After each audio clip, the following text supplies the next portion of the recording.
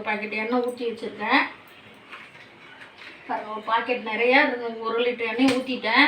இதுக்கு வந்து அந்த பாமாயிலில் சில கிருமிகள்லாம் இருக்குங்கிறாங்க, அதெல்லாம் போகிறதுக்காக பாருங்கள் புளி எடுத்து நல்லா தட்டையாக தட்டிட்டு அதுக்குள்ளே கல் உப்பு வச்சு இப்படி நம்ம நல்லா கவர் பண்ணிக்கணும். உப்பு வெளியே கொட்டாத அளவுக்கு.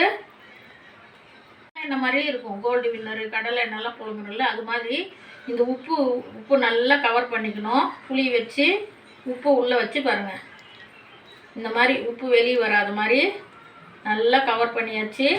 உப்பே தெரியல பாருங்கள். இப்போ எண்ணெய் நல்லா காஞ்ச உடனே இது அதுக்குள்ளே போட்டு நல்லா எண்ணெய் கொதிக்கிட்டோன்னு அந்த புளி அந்த உருண்டையாக அப்புறமேல் எடுத்துடணும். எடுத்துட்டோம்னா நம்ம வீட்டு சமையல் எண்ணெய் மாதிரி அதில் இருக்க அந்த பாமாயிலில் இருக்கிற எல்லா கிருமி அந்த புளியும் உப்பு எடுத்துரும். இந்த சேனல் பார்க்குறவங்க லைக் பண்ணுங்கள், கமெண்ட் பண்ணுங்கள், ஷேர் பண்ணுங்கள், ஒரே ஒரு சப்ஸ்கிரைப் பண்ண விடுங்க. நீங்கள் இது மாதிரி செஞ்சு பார்த்துட்டு அந்த எண்ணெய் எத்தனை நாள் வச்சுருந்தாலும் அப்படியே இருக்கும், கலர் மாறாது, கெட்டியாகாது, நம்ம சமையல் எண்ணெய் மாதிரி